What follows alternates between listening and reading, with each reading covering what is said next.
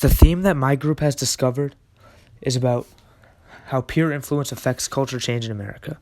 This happens all the time. About half a century ago, we saw it with fashion and other types of clothing. We saw peers getting influenced by that. Nowadays in 2020, a lot of this is drawn by social media attention.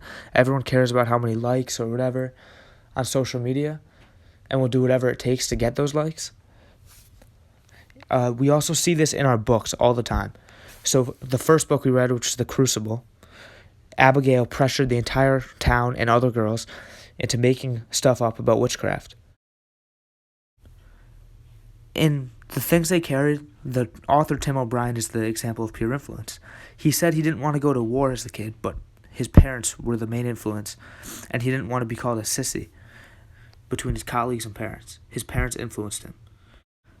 In Into the Wild, Chris McCandless was the opposite of the last story.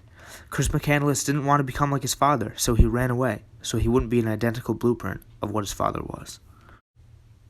In One Flew Over the Cuckoo's Nest, the peer influence is by everyone in the mental asylum. Everyone in the mental asylum is under the impression that Nurse Ratched is in control. They tell everyone this when they walk in. Nobody's able to articulate or form their own opinions, and they all just believe each other, buying into the whole theory of peer influence. The last part is about the hit 2019 film Avengers Endgame. The peer influence actually comes from the fan base itself and not the movie. The only reason this movie became popular is because of all the build-up the fans created. Without all this build-up and all this peer influence going on, the movie probably wouldn't have been the biggest box office hit in movie history.